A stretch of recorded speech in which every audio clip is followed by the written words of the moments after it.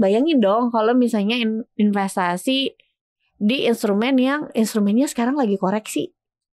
Akhirnya harus menjual di harga yang gak diinginkan gitu.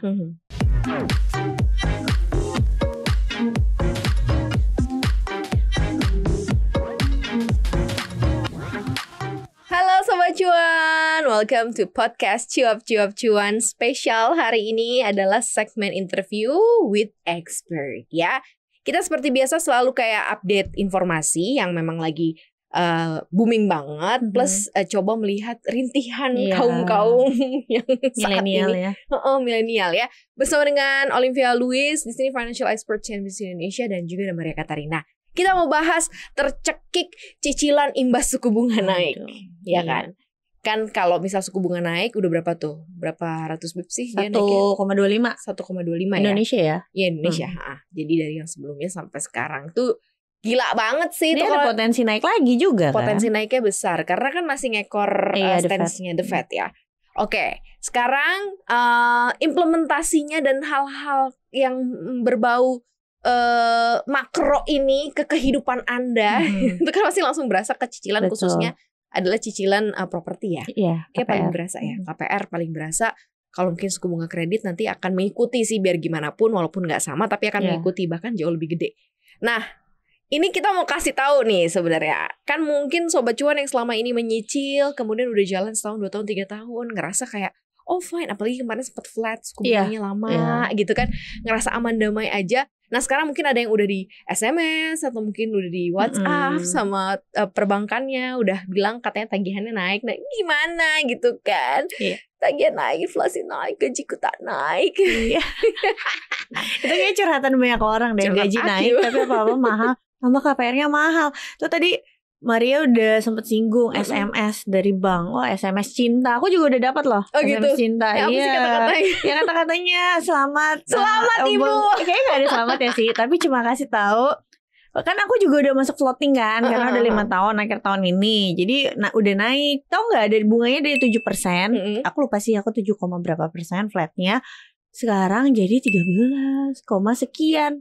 Kan perasaan naiknya suku bunganya naiknya 1, berapa 25. Tapi kenapa suku bunga KBR-nya naiknya hampir 2 kali lipat. Padahal ya kalau kemarin tuh Sobat Cuan ada yang ngikutin public expose dari beberapa bank yang biasa suka ngasih KPR, bilangnya katanya tenang aja, kalau suku bunga BI naik kita gak akan langsung naikin kok, tunggu 3 bulan. Ternyata gak sampai 3 bulan udah pasti dinaikin. Iya.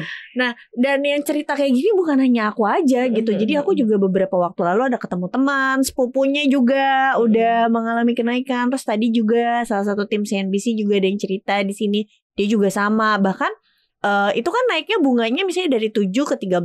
Kalau aku secara nominal naiknya tuh 30%.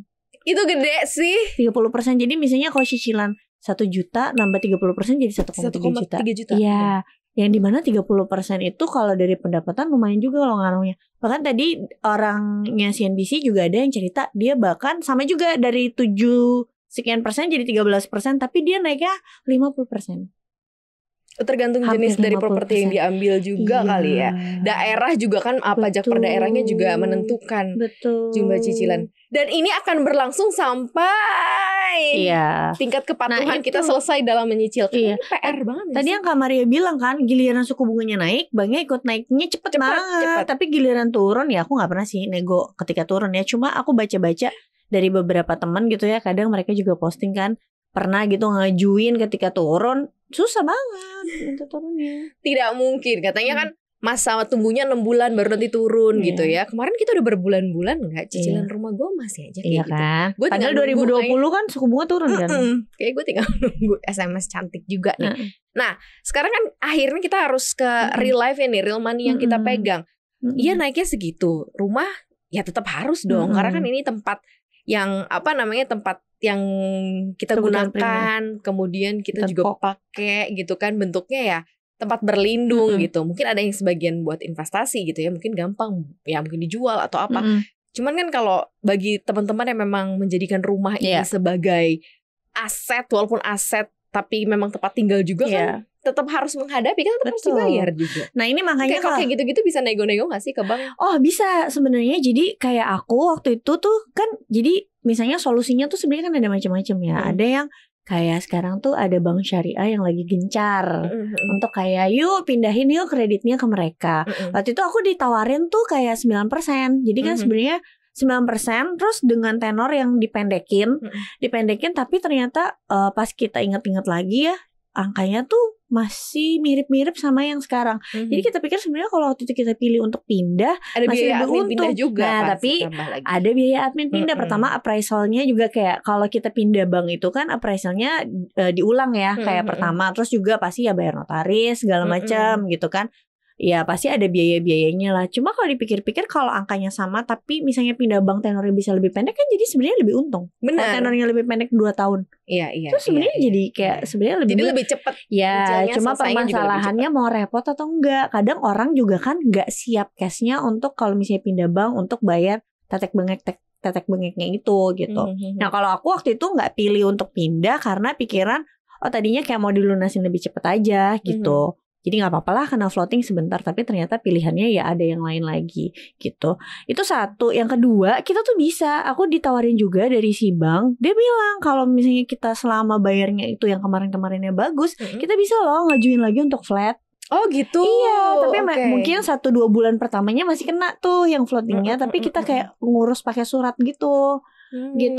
Nah flat waktu itu mereka tawarin juga kayak flat tapi dengan tenor bayar yang sama atau mereka yang sama tapi cuma kena flatnya 2 tahun aja gitu. Jadi kan selama tapi nanti floatingnya lebih tinggi nggak dari ya balik lagi ke 13.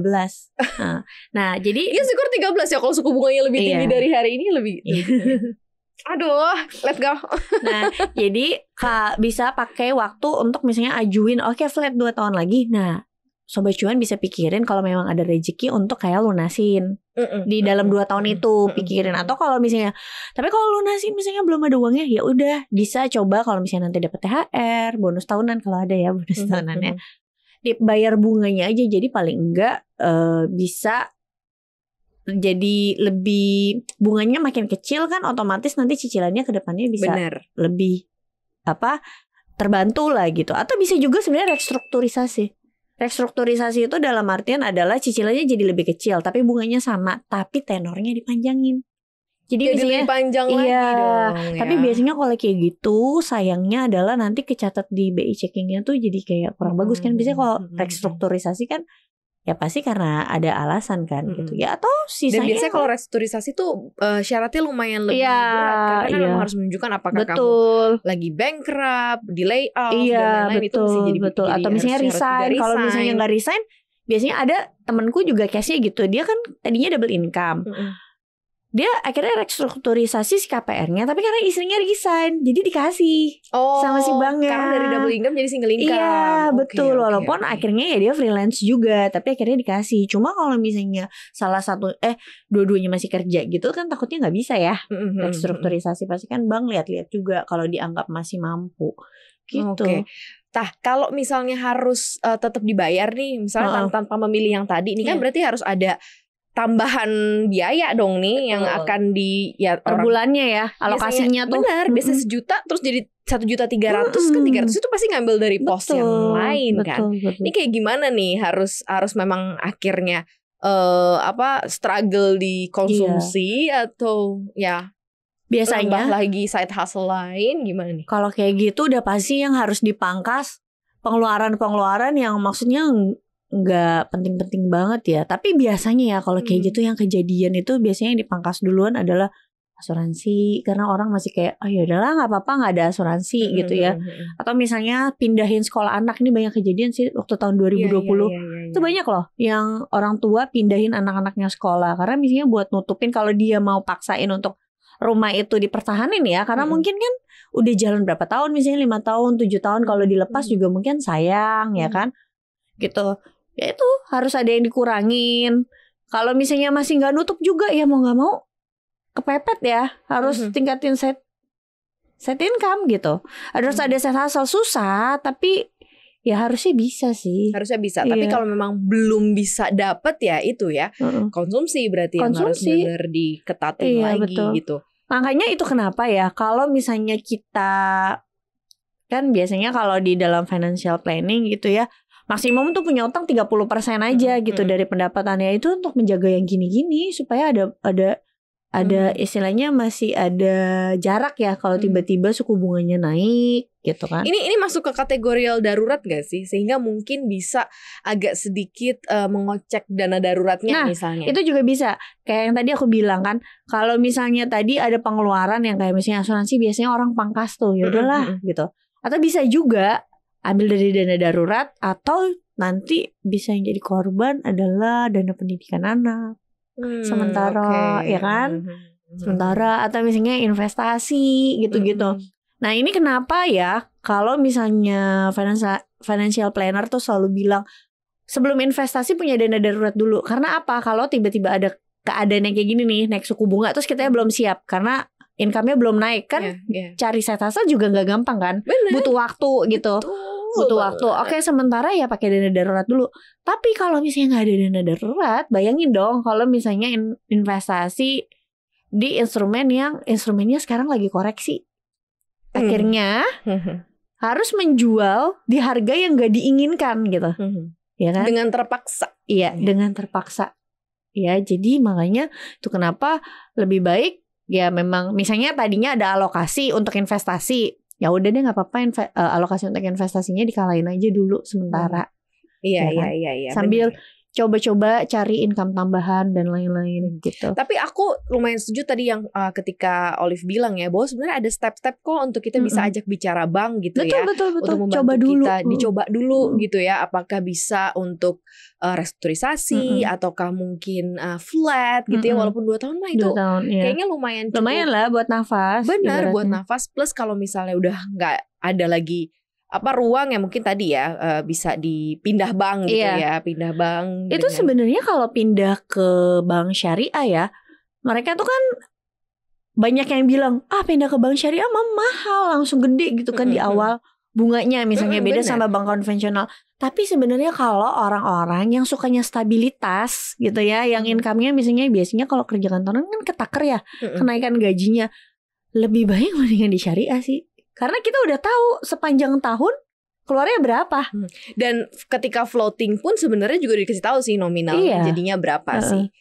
Itu keuntungannya ya, itu keuntungannya. Mungkin kalau seandainya masih ada waktu lah ya, tapi mungkin agak-agak lumayan tight nih di beberapa bulan karena harus tetap mencicil sambil proses. Jadi jangan didiemin gitu ya. Iya, sambil proses, benar, jangan didiemin gitu. Jangan nyerah, harusnya jangan aduh banyak gitu jalan sih, banyak jalan. Coba ngobrol dulu ke banknya. Pasti kan banknya juga ngerti lah.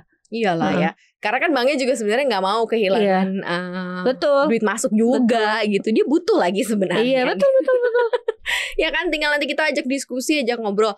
Yang jelas ya kita nggak bisa menjamin apakah kondisi seperti ini akan getting better or not ya, karena memang suku bunganya tinggi dan kita tahu lah dulu juga pernah di era suku bunga tinggi terus kemudian turun-turun tuh prosesnya juga lama dan panjang gitu ya Sobat Cuan. Jadi mungkin mulai deh untuk mencari-cari tahu. Mungkin challengingnya tuh sekarang udah suku bunganya naik ditambah inflasinya tinggi. Inflasinya tinggi terus kenanya tuh yang kayak ke BBM gitu-gitu. Jadi kan itu kan juga termasuk yang bagian pokok ya. Benar. Untuk pengeluaran kita kan kita nggak mungkin dari tadinya misalnya pakai motor jadi pakai sepeda gitu. Dan BBM naik pun juga ngaruh ke harga-harga juga naik. Betul. Jadi sebenarnya in the daily basisnya kita udah sangat-sangat struggle banget. Betul. Tambah lagi cicilan bulanan, ya mau nggak mau juga tetap namanya komitmen ya jangka panjang kan kalau punya properti ya.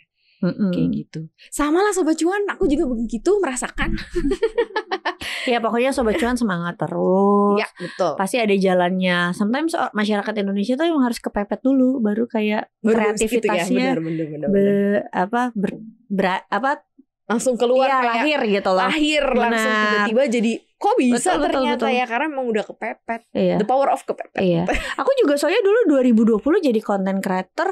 Sebenarnya kepepet gak kepepet ya, tapi aku waktu itu mikir pertama kan mamaku sakit, yang kedua adalah 2020 tuh serem banget, suamiku dulu kan masih kerja kantoran. Kebayang kan kita takut ya kalau tiba-tiba di PHK gimana, jadi harus punya bumper gitu. Iya. Oke lah, kita manfaatkan situasi kepepet ini untuk bisa menemukan banyak jalan keluar. Gak cuma satu kok, jalan keluarnya banyak. Betul, ya, asal mau bersabar. Thank you banget Sobat Cuan udah dengerin konten kita hari ini. Jangan lupa dengerin podcast kita lainnya di Apple Podcast, Google Podcast, Spotify, dan juga Anchor. Follow akun Instagram kita di @cuap_cuan dan juga subscribe YouTube channel kita di cuap-cuap-cuan. Di like, di share, dan juga di komen ya. Semoga semakin bahagia hari-harinya Sobat Cuan. Thank you untuk dengerin kita dan nonton kita. Kita berdua pamit ya. Dadah.